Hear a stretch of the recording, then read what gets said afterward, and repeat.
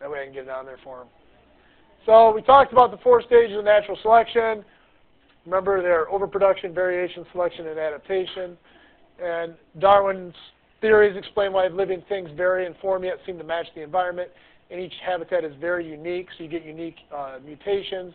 And so species evolve because selection in those different individuals in those different areas make different uses of their habitat and their environment. And remember, it doesn't have to be perfectly fit, it just has to work. So put another way, each species becomes adapted slowly to its environment as a result of living in it over time. So we know that evolution happens through a gradual process, so it takes a lot of time to get a brand new version of a species. Now, an adaptation is an inherited trait that is present in a population because the trait helps the individual survive and reproduce in a given environment. These are one of those, right? Our thumbs. Try writing without a thumb. You turn into, like, you know, caveman type thing, even though cavemen had thumbs. So Darwin's theory explains evolution as a gradual process of adaptation using natural selection as the driving force behind that. And remember, Darwin's theory refers to populations and not individuals, so you never refer to as one individual just evolving. It would have to be a common thread or a common adaptation in an entire population. So when I say species, we're referring to populations of species that can interbreed. Anybody know what a mule is? Don't say it's a donkey. It's a combination of a horse and a donkey. Oh, I only heard donkey. Okay. So we'll talk more about that in a minute. Well, let's talk about it right now. We'll talk about it. So if you're sterile, like if you're a donkey and a horse and you have a mule, that mule is a dead-end road, which means the mule can exist and it'll be here until it dies, but it will not reproduce. It's sterile. Okay? It's a hybrid sterile organism. So if I get 2 mules together, can I get a baby mule? No. They're sterile. Their chromosomes don't match up. The horse and the Okay. The horse and the donkey. What is that? What does that mean? That's a rap term I'm not familiar with. So, oh, is that what that is? Okay. All right. Is it really? Is that? Okay. You could have a zonkey too. That's a zebra and a donkey. Isn't that fun? That's just fun to say. That's a zonka-donkey, right? And then there's a horse, which is, of course, a zebra and a horse. That's a dead-end road, too. Okay? So you can have a ligon. You can have a tiger and a lion. That's a real thing, a tigon.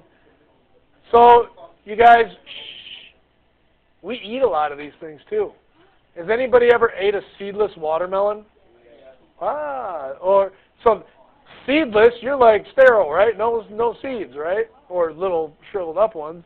And then anybody ever ate a seedless grape? Yeah. So those are hybrids. Those are dead-end roads. They are not going to reproduce. Okay? You never thought about that, did you? You're eating sterile organisms all the time. So if you're just sitting down, we just got started. Don't worry about it. You didn't miss much. Okay? But keep in mind, those would not be a biological definition of a species. You must be able to naturally reproduce, which leads us to dogs. So, a Chihuahua and a wolf, they are not naturally going to reproduce. You could probably mix their sperm and egg in a lab and you could get a Chihuahua wolf, whatever you call that, Chihuahua. But that'd be a witchy wolf, right? Or whatever. So, at any rate, I know we got a lot of people coming in. Just put the phone away, have a seat, get your notes out. So, it has to naturally exist and reproduce in the wild.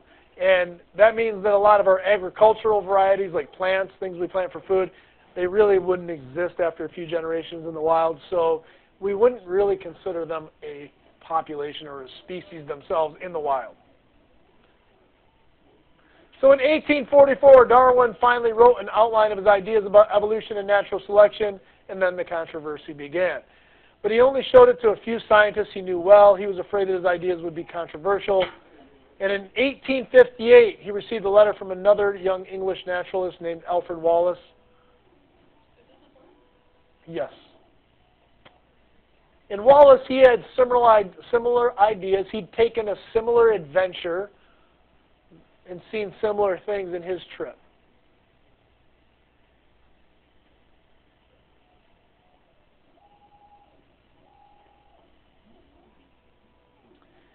Oop, I double tap. Whoa, I know. Whoa, now it's, I don't know. Now it's got a mind of its own. I'm not doing this. I don't know. This has never happened before. I think it's time to abandon ship for a moment.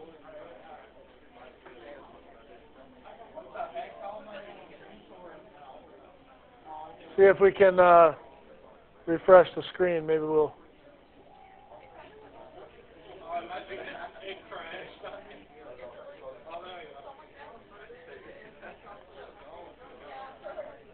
It was like an alien took over for a minute, right?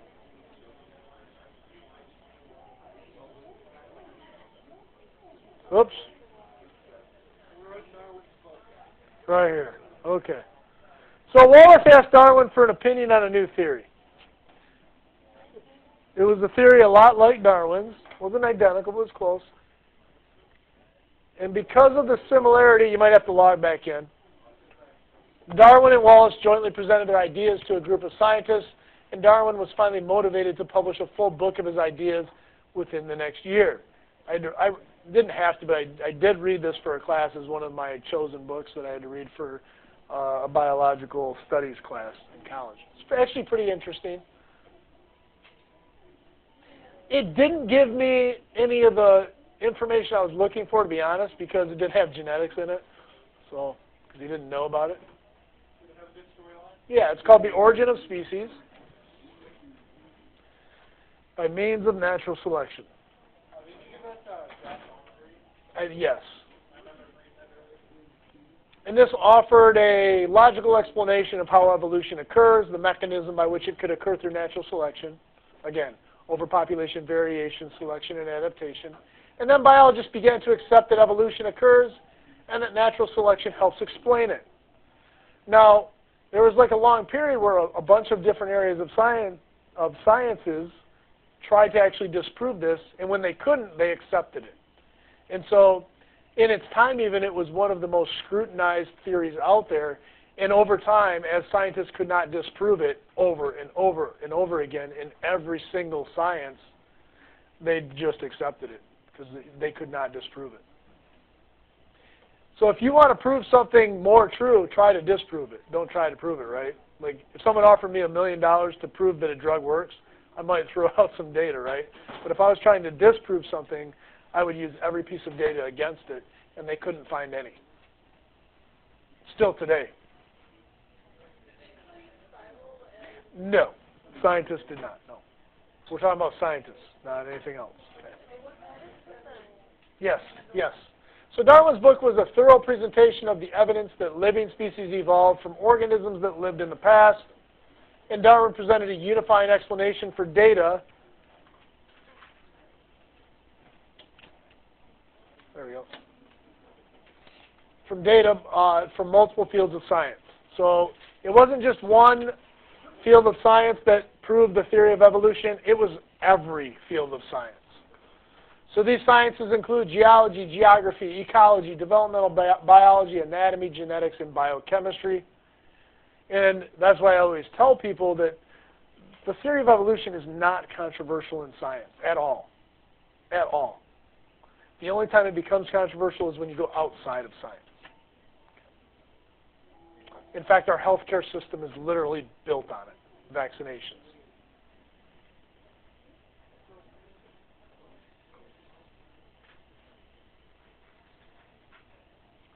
So you can infer past events by looking at fossils, traces of organisms. I can go back for a minute.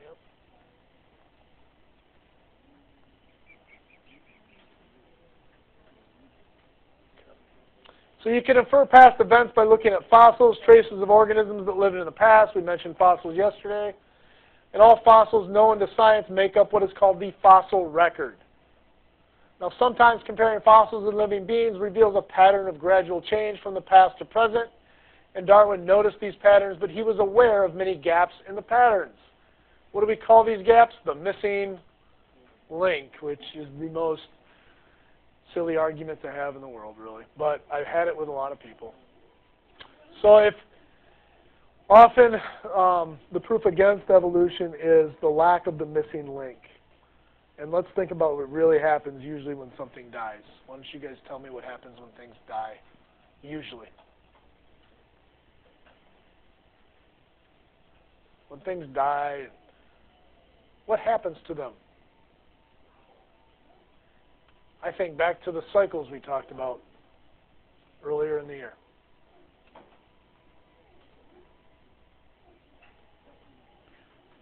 See what you guys have. Plain and simply, they get ate or decomposed, right? Usually. They usually return to part of either the carbon cycle, the nitrogen, the phosphorus, the water cycle. They take them and they become part of our system again. So let's think about the extremely unique situations that have to occur to make a fossil. They're limited. You need to get buried in sediment, you guys, or a bog. Okay? You need to get quickly buried and preserved where you're isolated from something eating you, even bacteria, from breaking you down for a long period of time. And then you need to become part of sedimentary rock.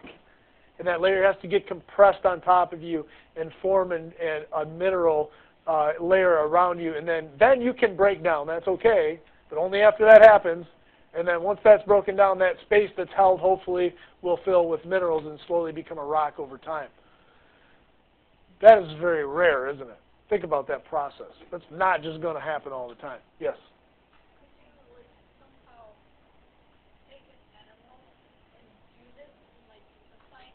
Yes, they've done it.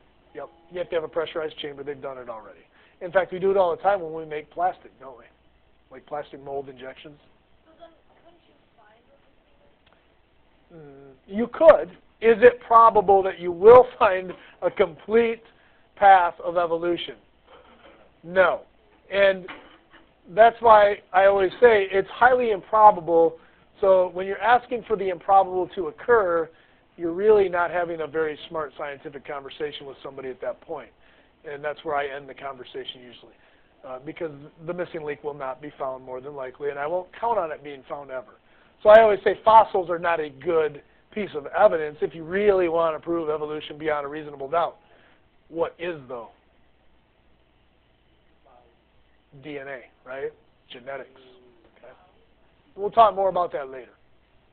So Darwin predicted that the intermediate forms between groups of species might be found, but the conditions that create fossils are so rare we will never find fossils of every species that ever lived, which really makes you think, what was really here? And the fossil record will grow, but will never be complete, ever. Even some of the early trilobites that we have an awesome fossil record of, there are still little gaps that are missing there. Those are some real early isopods, which are really creepy things. They look kind of like horseshoe crabs.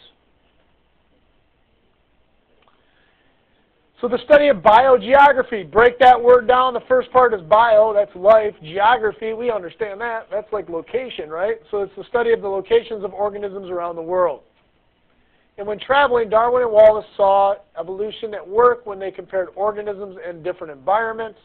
And sometimes geography separates populations, like a group of organisms may become separated into two groups living on two different islands, and now you're thinking of finches, right?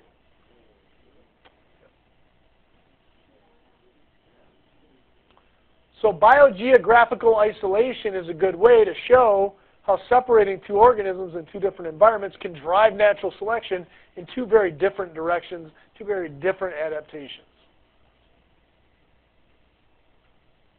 Now, over time, the two groups may evolve in different patterns. And generally, geologists and biologists have found that the movement of landforms in Earth's past helps to explain patterns of the types and locations of both living and fossil organisms. So they can see how when continents shifted apart, the the organisms started to change into what we have today.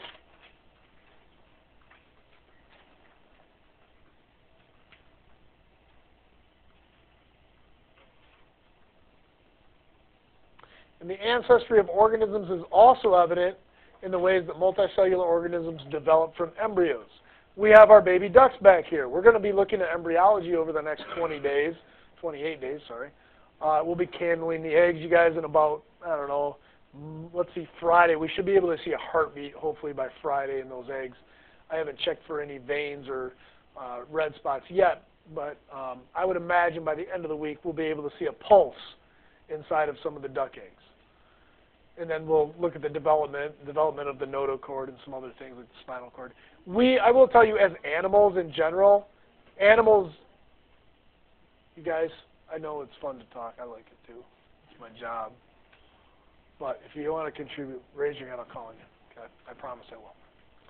So when we look in there, you're going to actually see that ducks, even though they're a duck or a bird, they develop almost the exact same as every other vertebrate does. All vertebrates develop through a set of genes called the Hox genes. It tells you where your head, your spinal cord, and your tail will be.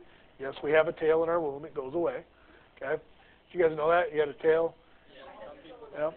Yeah, some people don't lose it. But ours, it slowly breaks down. We also had what inside the wombs? We have what? There's actually a gill pouch that forms in early development and then goes away. It's the evidence that we used to come from the water like everything else, right? Yes? No. The evolution only happens in one direction, right? Okay. Yeah. So this is called embryology, Miss Nash, yes? Because we don't use it anymore. It's vestigial. So what? Who? Cavemen? No, but very early primates have stubby tails, even other primates. But that's like a major difference between primates and monkeys, right? We are not related to monkeys, but we definitely are to primates, like apes. Yep, they usually cut it off. If you're born with a tail, unless your dad and mom are really mean, they'd say, yeah, like, take that off. Some undeveloped areas of the world, there are people with tails. They don't wag them or anything. It looks like a hot dog just hanging off. Yeah. So does that mean some of the students at John Glenn are less involved than us? So I'm not getting into that. So it can be caused by chemicals, other things. So this study is interesting because embryos undergo many physical and genetic changes as they develop into mature forms. So your mom, if she didn't send you the signal to start breaking down the coccyx, that's the tailbone, into shorter vertebrae and fuse them, then indeed you might have a tail, that kind of thing. Yeah, it's just, the tailbone. Yeah. You look over there at Francis, he's still got, we all have a tailbone. You don't think of yourself as being an animal, but, we are animals, just like everything else on the planet. We got a tail. Right there. It's tailbone now because we used to have a set of vertebrae that would actually articulate very much like a dog's tail. Oh, did it? Oh, yeah. Yep. It's falling apart. Fix that later. That comes off all the time. So then there's anatomy, right? We talked about how we develop. Did I skip one? Did I forget the last one? I think I did. So at some time during development, all vertebrate embryos have a tail. Yes, we're no exception to that. Vertebrates are animals that have backbones. Invertebrates do not. But all vertebrates, they actually have the same set of bones. They actually have the same set of forelimbs. That means they have a humerus, they have an ulna and a radius, and they have carpals, and they have little phalanges. Inside of a dolphin's flipper, it's a mammal, right? It's a vertebrate. What does it have inside of that flipper? What do you guys think? It's creepy. It has a set of fingers. It has phalanges. So my little sister, she's a dolphin trainer for 8 years. Now she's in charge of all the habitats at Minnesota State Zoo. But when I would go visit her, you could actually grab the dolphin's flipper and feel the finger bones in there. So dolphins are not fish, right? Not even fish, they have extensions that look like phalanges, but because dolphins are even closer related to other animals on land because they're a mammal, They even have phalanges, fingers inside of those front flippers. Okay. So could it possibly live on land? No. No. Now, whales used to. Yeah. Whales came on land, then went back in the water. Yeah. They got hip bones. Dissect a whale. Check it out. They're there. So, the bodily structure or anatomy of different species, you got to go to like Japan or China to do that. We don't whale here anymore. Yeah, what? To walk. Yeah. Yep. You need a pelvis. Not anymore, no. And they think what happened is it started to evolve back onto land and then went back into the ocean for some reason. You know, who knows why.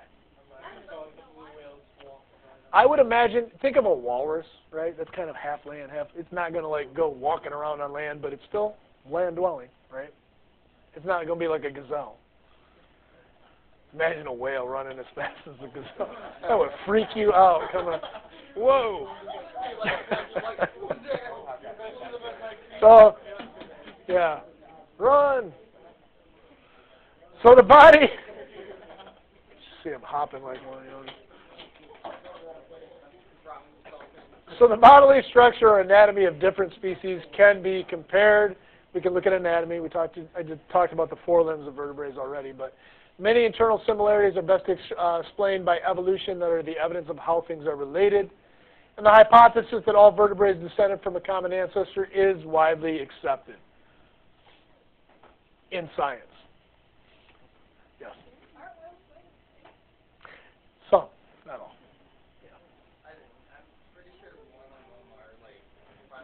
Blue whale. Yeah. So, observations of the anatomy of both fossil and living vertebrates support this hypothesis, which means even if we go way back in time, any vertebrate, and I mean any vertebrate fossil we find, has certain things in common. When modern vertebrates are compared, the differences in size, number, and shape of their bones is clear. Yet the basic pattern of bones is still extremely similar. If I look at the forelimbs, like I talked about, the humerus, the ulna, the radius, and the phalanges, all are extremely similar.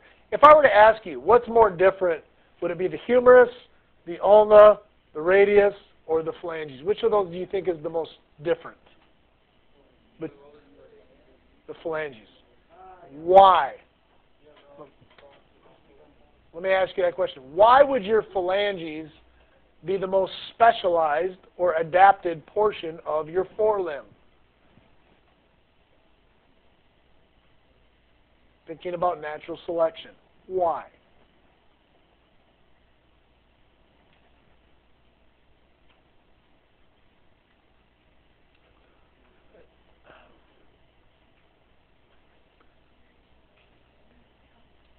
Final answer in 5, 4, 3, 2.5, 1.5, 0.5.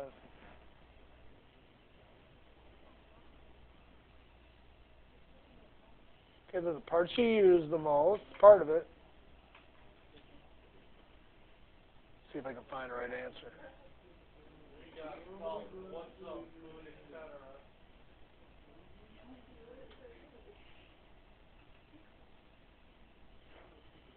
So I see a lot of things that are using examples of how they, video games, yeah. So in your arm, which part interacts with the environment the most? Your hand. So thinking of natural selection, which part would nature act on the most?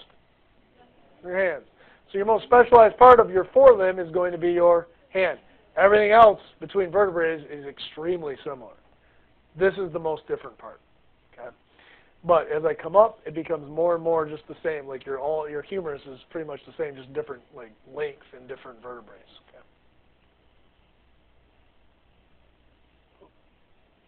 So this pattern of bones is thought to have originated in a common ancestor, and the bones are an example of what is called homologous structures.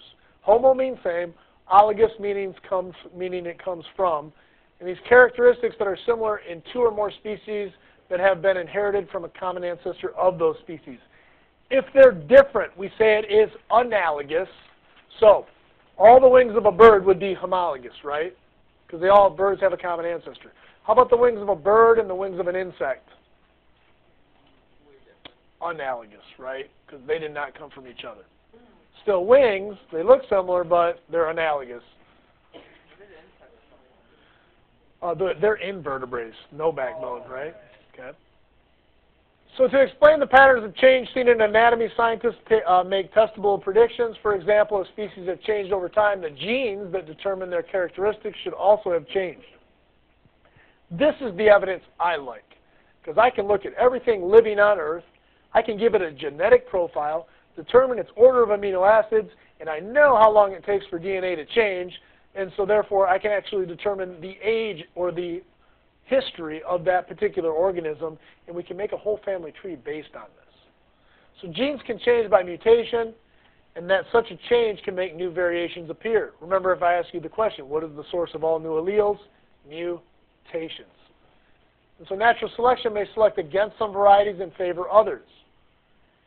So if I look at my hemoglobin compared to the hemoglobin of an ape and compared to the hemoglobin of let's go to an animal, squid, okay? They all have different types of hemoglobin. Whose do you think is similar? Mine compared to an ape or mine compared to a horse? I'm closer related to the ape just by that one single protein, that one single amino acid sequence, hemoglobin. So I can look at any protein in you, look at its order of amino acids. The farther I get away from who you are as a species, the more differences we will have in that amino acid sequence. And because I know how long it takes for mutations to occur in DNA, I can now give an actual measurement of time to your genome compared to another organism, which is pretty cool. So now I don't even need a fossil. I can say, you know what? I don't care about the missing link. Let's use some real science. Let's look at DNA. Once you do that, hands down, no question, we can show a complete family tree of every organism that's here right now. So a comparison of DNA or amino acid sequences shows that some species are more genetically similar than others. Now these comparisons, like those in anatomy, are evidence of heredity relationships among the species. And this is the concrete evidence that really kind of seals the deal for scientists, is the genetic information and the actual DNA evidence of evolution showing up in just the species we have here today. We don't even need to look at past organisms. We can do it with our own population and see how long ago we diverged as races of people. Humans are only between like 4 and 5 million years old in a planet that's like 2.2 billion. So Darwin's work had three major strengths: evidence of evolution, a mechanism for evolution, and the recognition that variation is important. Today, Darwin is given credit for starting a revolution in biology, and not just biology, every area of science. Every area of science tried to tackle this theory, and because of that, they all expanded their own research and their own knowledge. And they found out more about our planet, which is kind of neat, and who we are. And Darwin was not the first. There are some strengths, we'll talk about weaknesses too, to come up with the idea that evolution happens, but he was the first to gather so much evidence about it and take this trip and write this whole thesis about what he thought and where he thought humans and different species came from. He described his most famous book as one long argument that evolution is possible. Not that it happened. His argument was, this can happen. And one strength of Darwin's work is that it is supported by and helps explain so much data that we see in other areas of science.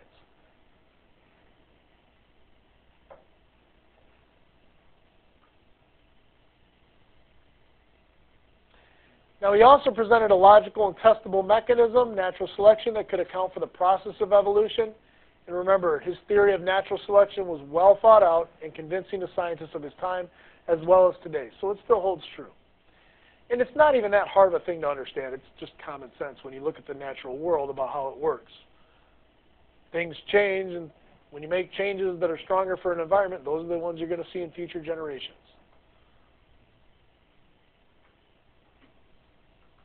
Finally, Darwin changed the way scientists thought about the diversity of life. Before Darwin, most scientists thought species as a stable, unchanging thing. We understand in a changing world that doesn't make sense. They classified species based on average appearances and ignored variation, but Darwin showed that variation was everywhere and could serve as the starting point for evolution. And it was those slight differences within species that would drive and be the mechanism by which natural selection would occur.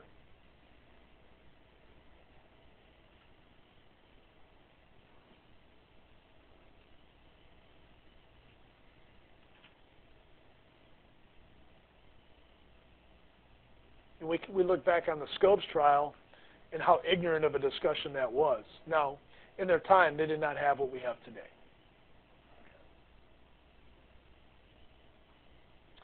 Weaknesses. Darwin's explanations were incomplete in one major way. He knew very little about genetics. Inherited variation was crucial to Darwin's theory of natural selection.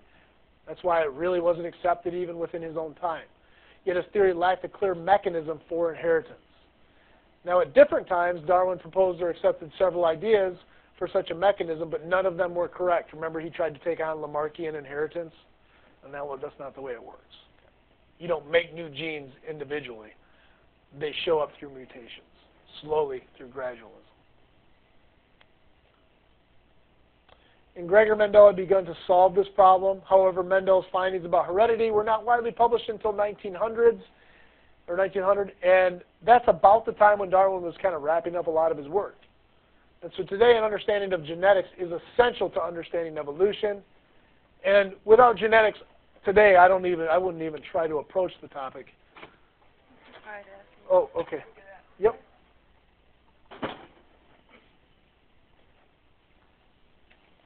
Oh, where'd you go? You guys are juggling seats on me. After notes.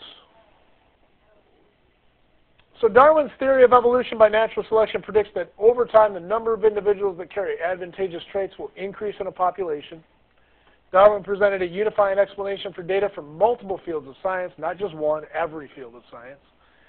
The strengths of Darwin's work, evidence of evolution, a mechanism for evolution, and the recognition that variation is important, placed Darwin's ideas among the most important of our time.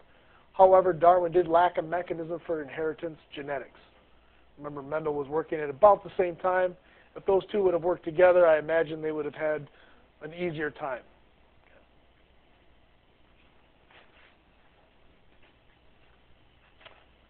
So why is evolution so controversial? My answer is I don't know. It doesn't make sense to me.